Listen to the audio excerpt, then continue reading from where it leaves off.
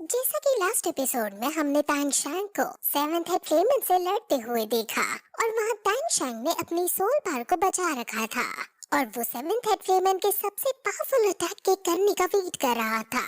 और जब seventh head फ्लेमन अपना सबसे पावरफुल अटैक करता है तब तान शांग सी गॉड के ट्राइडेंट का यूज कर देता है। उसके आसपास बहुत बड़ी एनर्जी वेव आ जाती है और उसको देखने पर ऐसा लगता है मानो स्वर्ग से देवता खुद उतरकर इस युद्ध में भाग ले रहे हो।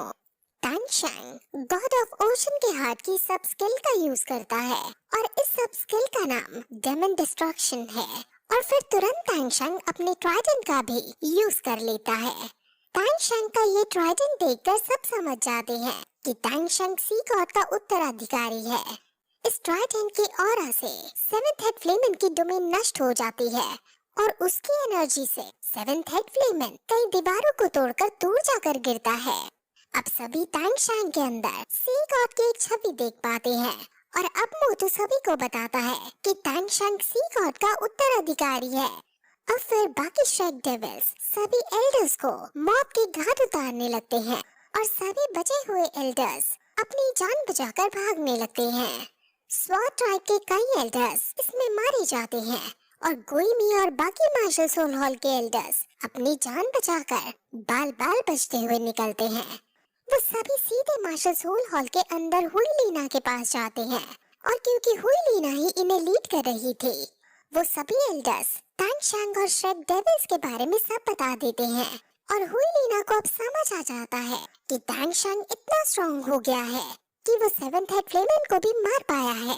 अब वो समझ जाती है कि उसे अपने ही प्यार से खुद लड़ना होगा और अब वो ये संकल्प ले लेती है कि वो अब तान शांग से आमने सामने की लड़ाई करेगी।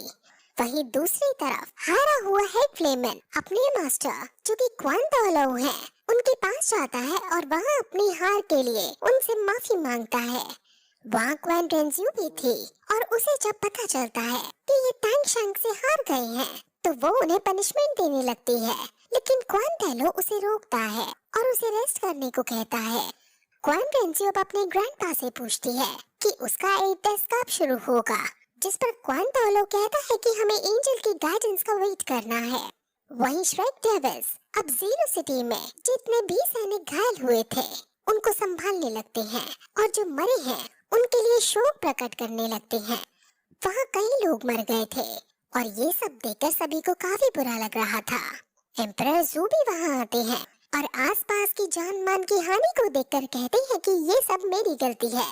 मेरे ही एक आदमी ने मार्शल सोल हॉल से मिलकर इस सीक्रेट मीटिंग की जानकारी मार्शल सोल हॉल को दे दी थी, जिस वजह से हमारे आज इतने सारे लोग मारे गए।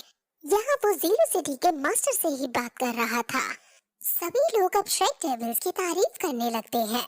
इनमें से कई सारे एल्डर्स पहले तान शांग और श्रेक डेविल से नफरत करते थे, लेकिन अब वो श्रेक डेविल्स की एबिलिटी को देखकर समझ गए हैं कि यही लोग अब इन्हें बचाने वाले हैं और यही लोग अब मार्शल सोल हॉल को हराने में इनकी मदद करेंगे।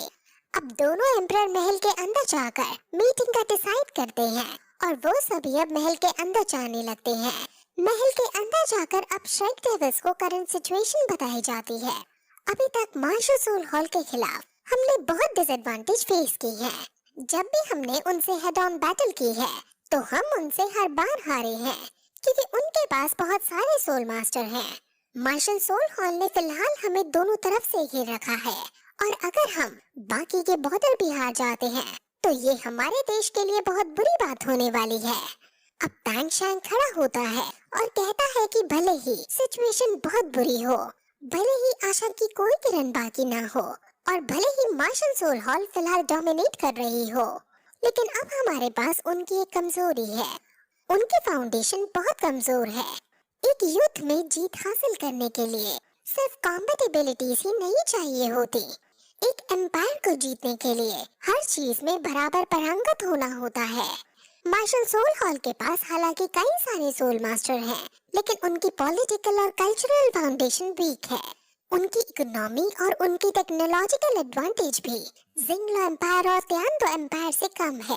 इसलिए मार्शल सोल एम्पायर हमारी माइंस और हमारे फार्म्स पर ही ज्यादा अटैक कर रहा है क्योंकि उसे नेचुरल रिसोर्सेज और फाइनेंस की जरूरत है और इस चीज का अब हम फायदा उठा सकते हैं। इसके बाद ये एपिसोड फिर यहीं खत्म हो जाता है।